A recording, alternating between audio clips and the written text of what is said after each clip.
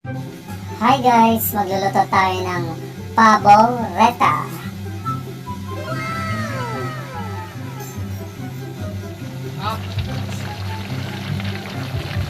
Ingredients natin: cheese whiz, original style, quick and easy caldereta, sauce and liver spread, green peas, soy sauce, and pineapple chunks.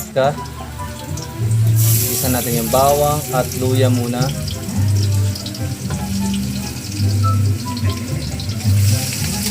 Halo-haloin natin guys.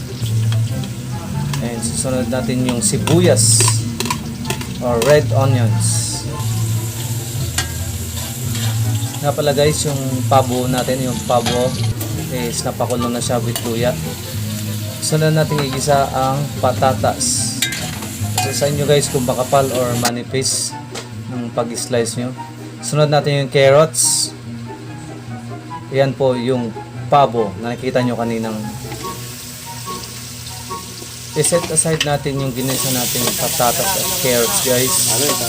Sunod na dyan yung karne ng pabo.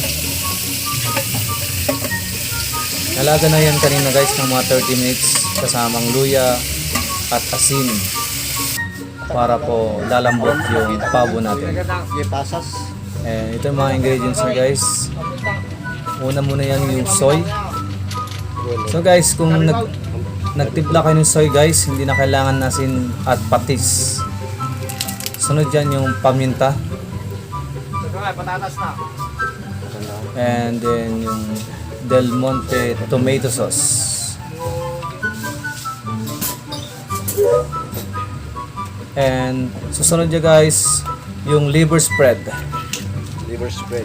So parang typical na kaldereta to pero special kasi kompleto rekado yung lulutuin natin. And ibabalik natin yung na set aside na carrots at patatas. Sunod dyan yung green peas. And then yung caldereta sauce. I-mix natin lahat yan. Yan po guys. Mix natin para magkalat po yung pampalasa na hinalo natin. Sunod natin yung pineapple chunks kasi malambot na yung karne niya guys. After 20 minutes,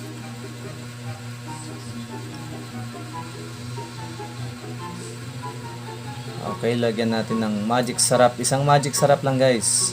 Kasi malasa na yan sa mga inad natin mga pampalasa. At last natin lalagay yung mga bell peppers. Halo-haluin muna natin.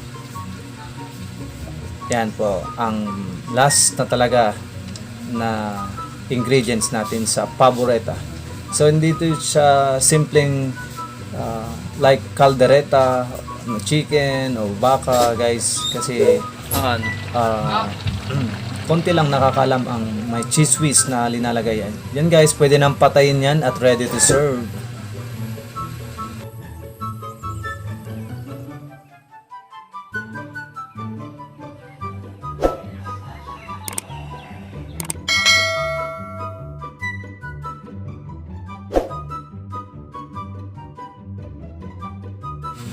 At ayun na guys, tapos na yung paboreta. Please subscribe to Franz Mushroom into his YouTube channel guys, and FB page Franz Mushroom din. Ito natin paboreta. Kuya. Yan, titikim na tayo guys. It's the moment of truth. Cheers.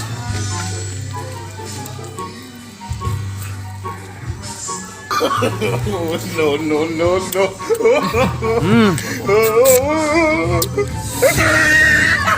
Balanse lahat ng lasa niya guys, simula nung umpisa niyang ginisa hanggang matapos. Sana natakam kayo sa video na to. At hopefully maka-upload tayo ng ibang pangpulutan at pang lunch din na dish ulit. Thank you.